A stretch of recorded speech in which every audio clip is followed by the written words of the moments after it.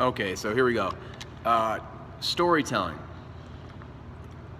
I know it sounds kind of foo-foo-y, wishy-washy. It doesn't sound like something that like a coach of Division I, Division II, Division III college athletes or pro athletes or executives or whatever should be talking about. But trust me, when I see people inspired to do great things, and you sit down and talk with them, and you really find out what their why is and kind of how they've done what they've done and what they've done, what they've overcome, also the obstacles that have been in the way, like Ryan Holiday talks about, and you know the stoicism that they possess, and or some of them it's not they don't see it as stoicism, they see it as in like kind of being not delaying gratification but more effectively experiencing gratification, often before it shows up in reality, like in physical reality anyway, because they're holding that belief in their head of what they're trying to accomplish and that they will accomplish it.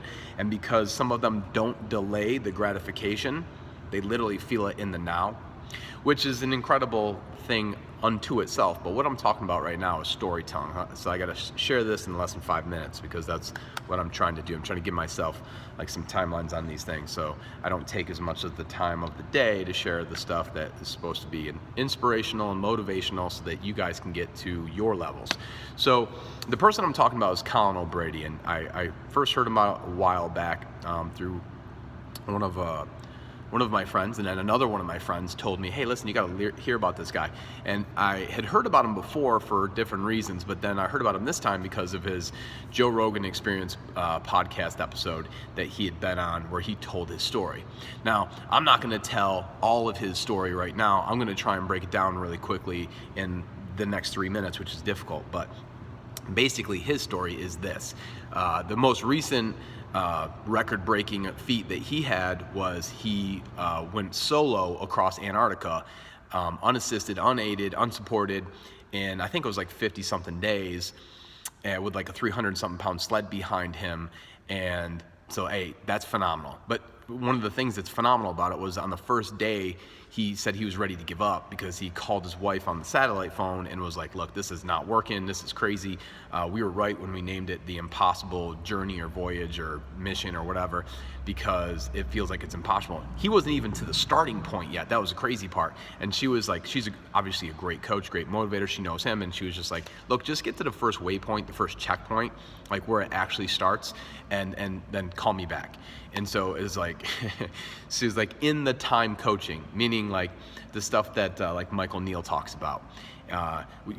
When you need that motivation, then that's when it will surface. Okay, so like worrying about it in advance it's not helpful. Plan for it in advance and prepare for it in advance, but don't worry about it in advance. So that was really helpful for her. One of the other things, and for him, and one of the other things was he recently, or somewhat recently, broke the world record on 7 summits in the 7 continents. So he had done that in, I think, in 131 to 139 days, somewhere in that range, which is also incredible. But along the way on Mount Everest, he said like one of the incredible things is like the mental training that he's gone through, that he's developed, the toughness to accomplish all these things, which is these incredible, impossible, unbelievable things that he's done. And he said like along the way, like you see what sometimes like your mind plays tricks on you. So like he was like, an example was on the summit to Mount Everest, like he pulls off his glove and his hand was black. But what he didn't realize was the lining of one of the hand warmers had broke, and so it was all this black soot all over it. And so later he pulls his glove off and it's clean again, and he's just like, wow. But for that whole time he thought that he had like gangrene, that like he was going to lose his hand, because he knew that was a symptom or a sign or a signal or a symbol that something was wrong. But he didn't realize that the hand warmer had broken, and so he just jumped to the worst conclusion. And so his mind kind of, it wasn't that it played tricks on him, but he immediately connected the dots, and they weren't the real dots. Like he was connecting stuff that wasn't there, because he was just looking at stuff by sight. So that's a great example. The interesting thing before that was, before he became a world-class triathlete, was he had entered and won the Chicago Triathlon.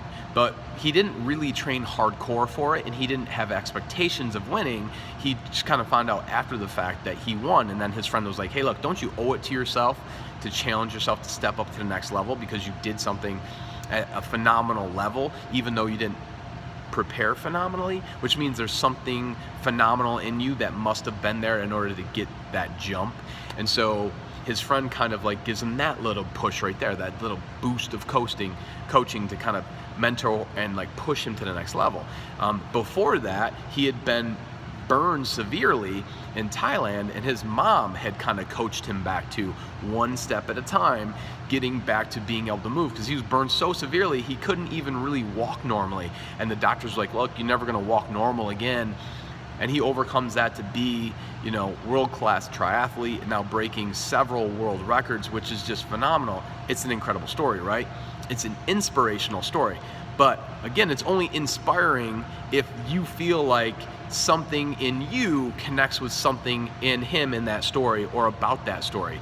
So when you're looking to inspire people, and this should include yourself, you should be looking to inspire yourself as well. You should look for stories that have connection points for people, or they have connection characters for people, so that they can have some sort of common ground with something that they're looking to do. Now, it doesn't have to be something that's as believable for them if they have enough other common ground connection points. So when you're looking to inspire somebody to take action, and that's the key, take action. You're not really inspired unless you take action. So that's the real key difference. You know, if you've decided you're going to do something, then you do it. You take action on doing it. And so the inspiration and motivation that we're looking at through these stories is to inspire action and make a difference. Without that action, there is no difference. So, and they need to make you believe in something in yourself or something that you're going to do. And in order to believe in that, a lot of times you have to allow yourself, give yourself permission to believe in something that might seem impossible for a lot of other people. Most of the logos that are up on the wall behind me were from athletes that came from schools or places or families or areas of the world or financial situations where they didn't believe in the possibility of doing something at that level, but they did it anyway. It happened anyway. And at some point, there must have been somebody and or something inside themselves that gave them permission, that allowed them the opportunity to believe that they could get to that level. And then at some point, you start believing, and your actions reflect those beliefs, and eventually you get enough actions that you get yourself to a point where like you get to that ledge where if you make a big enough jump, you might get there. You might not, you might miss. But even if you miss, you've tried. So, and I'm not saying to go jump off a ledge. That's not the point. The point is like get yourself into position to be able to attempt greatness. And that's through sustained action. That's through your daily habits. That's through everyday actions reflecting that belief. And you're gonna have plenty of people along the way, especially if you share too much of your vision. If you share too much of your vision with other people, then you invite upon them their need to share with you knowledge. And that's the thing. When you share with somebody like something that you're trying to accomplish, they'll often feel like you're asking for their guidance, or that you want them to share something with you, because that's the way that people work. It's not necessarily that they're trying to see you fail, or that they don't want to see you accomplish incredible things, or that they don't want you to be happy. But usually when somebody communicates something like that, they're worried about you being hurt. They're worried about you not believing in yourself after they predict you fail. And in which case, they just don't want you to be miserable, because they would be miserable if they didn't hit that goal. So they're trying to look out for you in their own kind of like parent way. But most of these people aren't parents, and most of these people also have a lot of other things going on with themselves that's just miscommunication. So when somebody says to you something like, hey, listen, shouldn't you be reasonable, or shouldn't you like pick a more, possible goal? They're not saying that they're hoping for you to lose, or that they're hoping for you to fail. They're just saying, hey, listen, I probably care about you enough that I just don't want you to be hurt or to give up on yourself if you don't hit this goal. But the thing is, if the goal really is the growth along the way, then you can never not hit it if you're always working at it and you're always questioning forward to move forward and be grateful for the progress.